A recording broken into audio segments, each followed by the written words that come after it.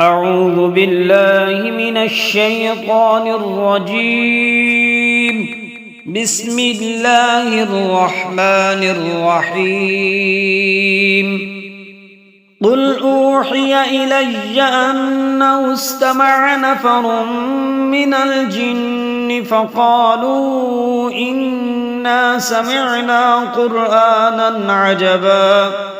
يهدي إلى الرشد فآمنا به ولن نشرك بربنا أحدا وأنه تعالى جد ربنا ما اتخذ صاحبة ولا ولدا وأنه كان يقول سفيهنا على الله شططا وأنا ظننا أن لن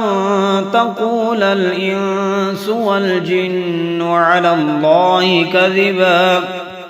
وأنه كان رجال من الإنس يعوذون برجال من الجن فزادوهم رهقا وأنهم ظنوا كما ظننتم أن لن يبعث الله أحدا وأنا لمسنا السماء فوجدناها ملئت حرسا شديدا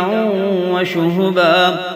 وأنا كنا نقعد منها مقاعد للسمع فمن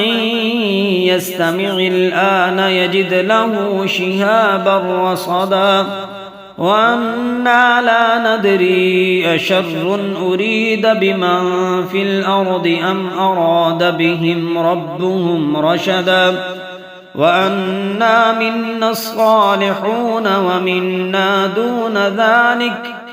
كنا طرائق قددا وأنا ظننا أن لن نعجز الله في الأرض ولن نعجزه هربا وأنا لما سمعنا الهدى آمنا به فمن يؤمن بربه فلا يخاف بخسا ولا رهقا وأنا منا المسلمون ومنا القاسطون فمن أسلم فأولئك تحروا رشدا وأما القاسطون فكانوا لجهنم حطبا وأن لو استقاموا على الطريقة لأسقيناهم ماء غدقا لنفتنهم فيه ومن يعرض عن ذكر ربه يسلكه عذابا صعدا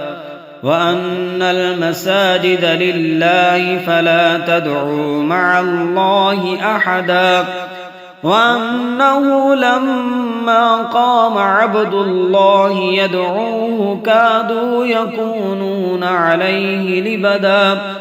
قل إنما أدعو ربي ولا أشرك به أحدا قل إني لا أملك لكم ضرا ولا رشدا قل إني لن يجيرني من الله أحد ولن أجد من دونه ملتحدا إلا بلاغا من الله ورسالاته ومن يعص الله ورسوله فإن له نار جهنم خالدين فيها أبدا حتى إذا رأوا ما يوعدون فسيعلمون من أضعف ناصرا وأقل عددا قل إن أدري قريب ما توعدون أم يجعل له ربي أمدا عالم الغيب فلا يظهر على غيبه أحدا إلا من ارتضى من رسول فإنه يسلك من بين يديه ومن خلفه رصدا ليعلم أن قد أبلغوا رسالات ربهم وأحاط بما لديهم وأحصى كل شيء عددا